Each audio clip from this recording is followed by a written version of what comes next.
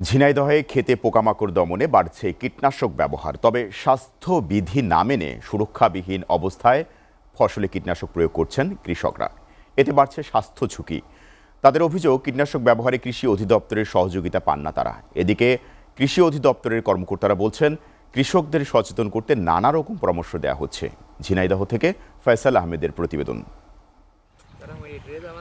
ফসলের উর্বরতা বৃদ্ধি ও পোকামাকড় দমনে পেঁয়াজ ক্ষেতে কীটনাশক স্প্রে করছেন ঝিনাইদহের শৈলকুপার উপজেলার আশুরহাট গ্রামের কৃষক জাকিরুল ইসলাম। ফসল সুরক্ষায় এত সব আয়োজন থাকলেও নিজের স্বাস্থ্য সুরক্ষায় নেই কোনো ভ্রুক্ষেপ। কীটনাশক প্রয়োগের সময় মুখে মাস্ক, হাতে গ্লাভস, চোখে চশমা ব্যবহারের নিয়ম থাকলেও তা উপেক্ষিত, ফলে আক্রান্ত হচ্ছেন বিভিন্ন রোগে। সতর্কের ব্যাপারে আমরা তো সচেতন না, এই কারণে আমাদের এই সব ব্যবহার করা হয় না।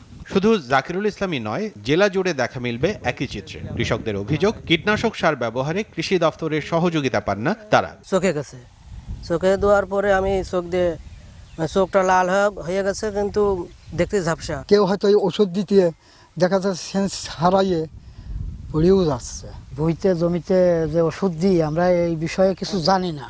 চাষিদের বিভিন্ন সময় স্বাস্থ্য সুরক্ষায় পরামর্শ দেওয়ার কথা জানান কৃষি বিভাগের এই কর্মকর্তা। জমিতে বালাইনাশক ব্যবহার করবে তারা কিন্তু অবশ্যই ফুল হাতা শার্ট প্যান্ট পরে নিবে, তারা মাস্ক পরে নিবে। তারপর তারা ওই সময়ে যে কোনো খাদ্যদ্রব্য বা ধূমপান এগুলো থেকে বিরত থাকবে। স্বাস্থ্য সুরক্ষা না মানায় কৃষকরা বিভিন্ন রোগে আক্রান্ত হচ্ছেন, তাই স্বাস্থ্যবিধি মানার পরামর্শ এই চিকিৎসকের।